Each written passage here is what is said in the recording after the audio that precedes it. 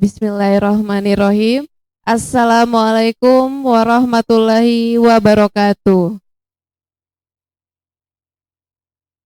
Rabbi syrahli sadari wa yassirli amri wahlu kedatami lisani yafqahul qawli. Puji syukur kehadirat Allah Subhanahu wa taala atas rahmat dan hidayahnya lah sehingga kita kembali lagi hadir di hari ke-7 Ramadan kali ini. Salawat serta salam senantiasa kita kepada baginda Muhammad Sallallahu Alaihi Wasallam yang di lembah kegelapan menuju puncak kemuliaan. Baik, sebelum kita memulai acara kita pada sore hari ini, seperti biasa saya mengucapkan terima kasih kepada Bapak Ibu yang telah hadir, para Ananda yang telah hadir di setiap sore hari ini. Dan untuk buka puasa ke-7 kali ini, sebelum kita memulai kultum, saya ucapkan terima kasih kepada para donatur buka puasa hari ini ataupun hari-hari sebelumnya. Dan saya ucapkan selamat datang di Kampung Ramadan SMP Muhammadiyah Boarding School Rapang. Dan setiap hari kita mengupload di YouTube Edu Merdeka dan juga ada YouTube Karya Nyata. Jadi kepada Bapak Ibu dan para hadirin bisa di like, komen, dan subscribe. Baik, untuk sore ini yang adem kita akan mendengarkan kultum. Jadi kultum biasanya adem-adem nih Bapak Ibu. Jadi untuk tema hari ini yaitu menjadi pribadi muslim yang sebenarnya. Dan kultum kali ini akan dibawakan oleh Bunda Salvia Sanusi SAP MAP. Kepada Bunda, waktu dan tempat kami persilakan. Assalamualaikum warahmatullahi wabarakatuh. Rabbi syrahli sadari wa yassirli amri wahlul 'uqdatam min lisani yafqahu qawli. Asyhadu an la ilaha illallah wa asyhadu anna Muhammadan abduhu wa rasuluh. Raditu billahi rabba wa bil islami dina wa bi Muhammadin nabiyya wa rasula. Asyhadu an la ilaha illallah wa asyhadu anna Muhammadan abduhu wa rasuluh. Amma ba'. Yang terhormat Bapak Kepala Sekolah beserta guru Muhammadiyah Boarding School Rapang, para hadirin anak-anakku yang sempat hadir pada sore hari ini. Ada kata yang patut kita ucapkan kepada Allah Subhanahu wa taala selain rasa syukur yang tak terhingga atas segala nikmat yang diberikan kepada kita, sehingga di bulan Ramadan ini kita masih diberikan nikmat kesehatan, kesempatan sehingga kita bisa menjalani ibadah Ramadan ini dengan penuh hikmat. Selawat dan salam tercurah kepada Nabi Muhammad sallallahu alaihi wasallam, manusia paripurna yang telah menjadi teladan bagi kita semua, yang telah mengantarkan kita dari lembah kejahiliaan menuju ketakwaan, dan insya Allah dengan mengikuti risalahnya, insyaallah kita akan mendapatkan syafaatnya di akhirat kelak. Masyiral mukminin yang dirahmati oleh Allah, qala Allah taala fi Qur'anil Karim, ya ayyuhalladzina amanu hulu fi silmi kafah wa la tattabi'u khutuwatis syaitan innakum aduwwum mubin. Kata Allah, hai orang-orang yang beriman, janganlah engkau masuklah ke dalam agama Allah ini secara kafah, dan janganlah kau mengikuti langkah-langkah setan. Sesungguhnya setan itu adalah musuhmu yang nyata. Umat Islam, ya, kita lihat bahwa umat Islam di dunia ini yaitu ada 2 miliar jumlahnya. Kalau di Indonesia sendiri ada 231 juta orang. Namun ketika kita berbicara tentang bagaimana berislam ini, maka hanya sedikit dari mereka yang ada itu yang mampu memperlihatkan sikap, tingkah, dan perbuatan selaku seorang muslim, dalam hal ini yang mampu memperlihatkan keislamannya. Kebanyakan dari mereka itu hanya beragama, ya, Islam KTP.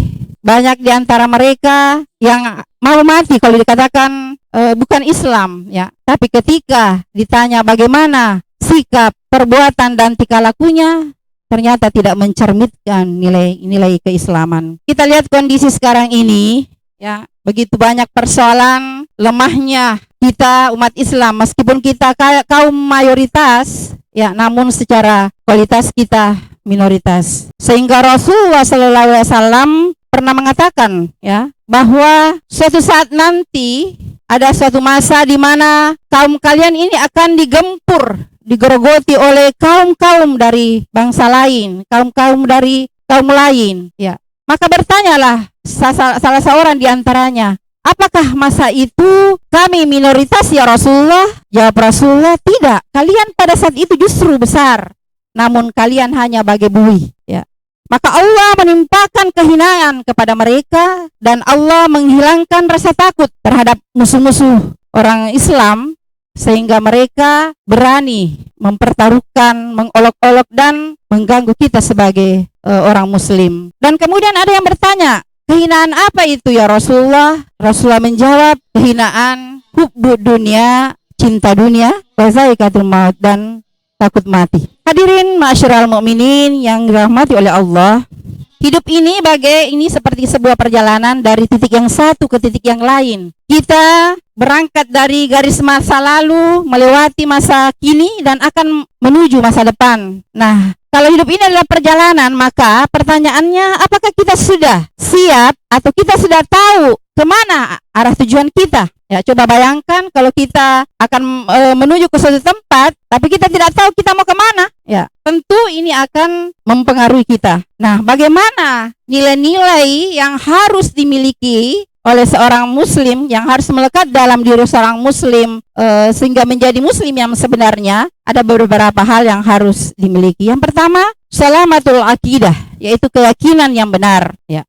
Jadi kalau kita yakin bahwa tujuan kita mau ke sana, ke akhirat, maka insya Allah yakin dan percaya bahwa keyakinan kita ada 6 hal yang kita yakini, bahwa Allah adalah Tuhan kita, malaikat, kita percaya terhadap malaikat Allah yang selalu menjaga kita setiap saat, mencatat amal baik dan amal buruk kita. Kita percaya terhadap kitab yang Allah turunkan kepada kita, kita mempedomaninya, kita mempelajarinya. Kemudian kita percaya pada Rasulullah, sehingga kita beriktibar kepada beliau.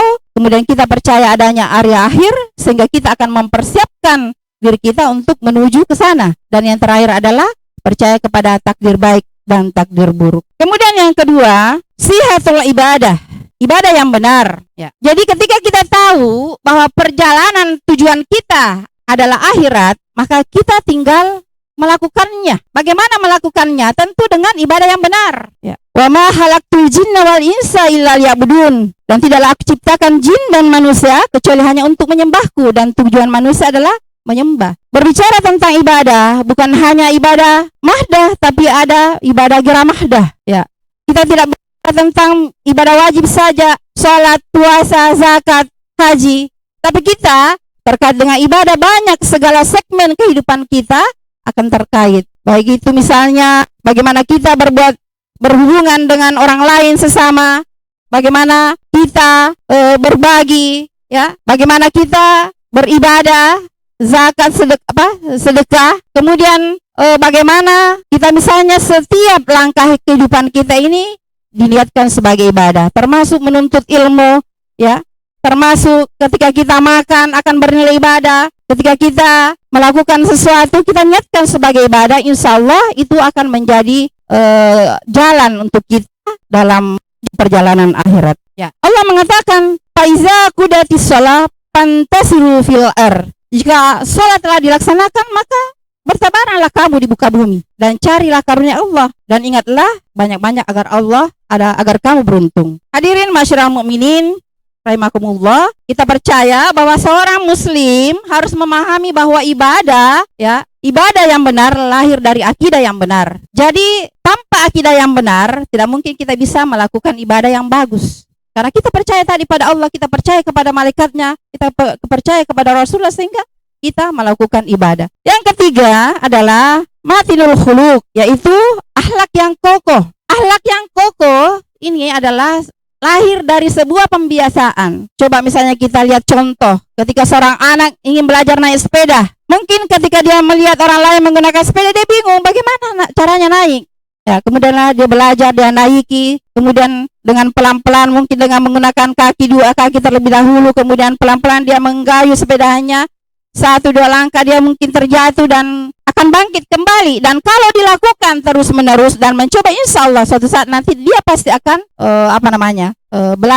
mahir bersepeda. Begitu pula dengan akhlak. Kalau seseorang selalu membiasakan bagaimana berbuat baik, bagaimana bertingkah laku yang baik dalam semua aspek kehidupan kita, insya Allah itu akan menjadi akhlak yang kokoh, yang melekat dari diri seorang muslim. Kemudian yang keempat, Bapak Ibu sekalian, syafaqatul fikr, yaitu pengetahuan yang luas. Nah, bagaimana caranya kita memiliki keyakinan, kemudian kita melakukan ibadah yang benar, kemudian bagaimana caranya berakhlak yang baik kalau kita tidak memiliki wawasan pengetahuan. Dikatakan bahwa menuntut ilmu adalah kewajiban bagi muslim dan muslimat. Olehnya itu, untuk mengetahui, menguasai iman, memperkuat keyakinan kita, kemudian bagaimana ibadah kita menjadi benar, maka harus dilakukan dengan ilmu. Yang kelima adalah kuwatul badan, yaitu tubuh yang kuat. Nah, tentu dalam perjalanan ini menuju akhirat,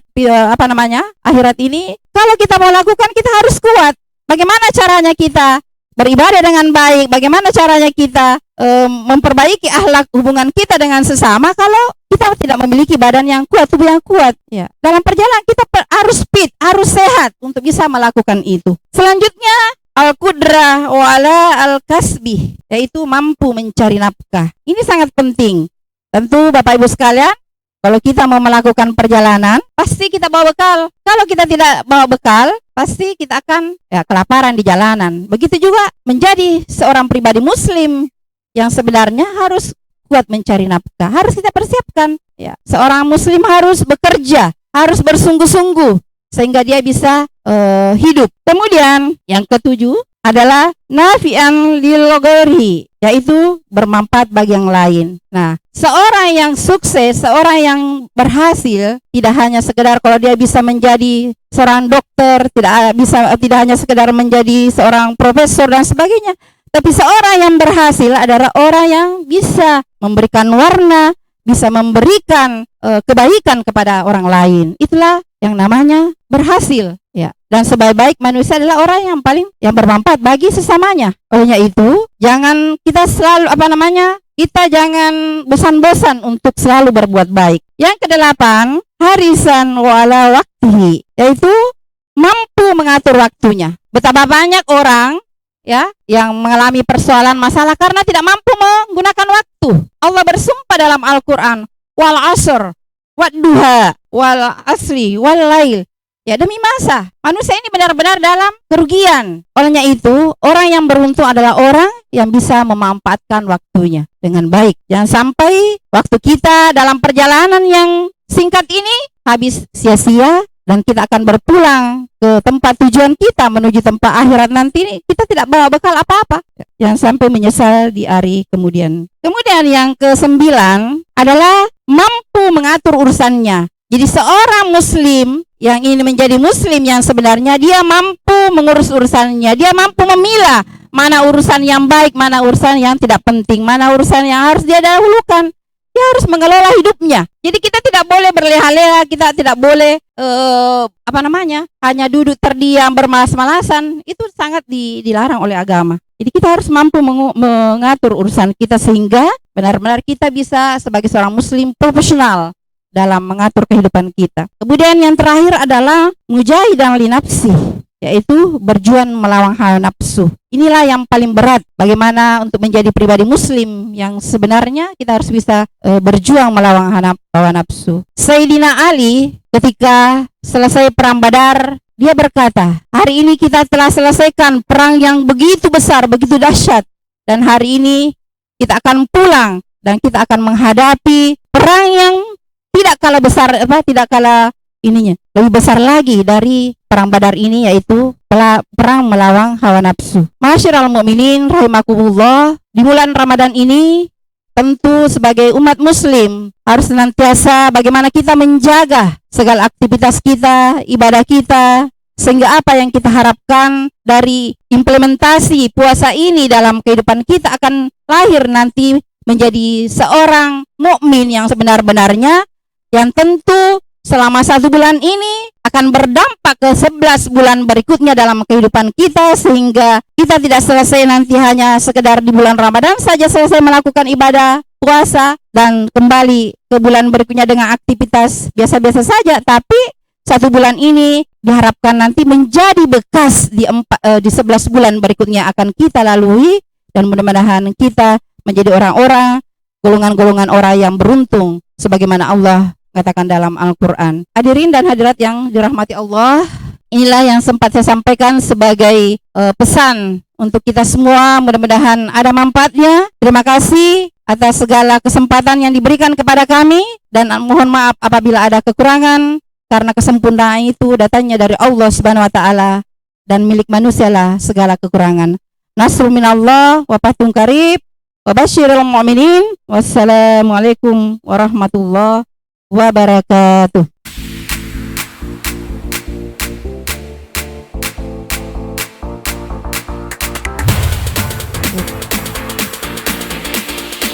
Baiklah, itulah dia tadi kultum dari Bunda Salvia Sanusi, SAPMAP.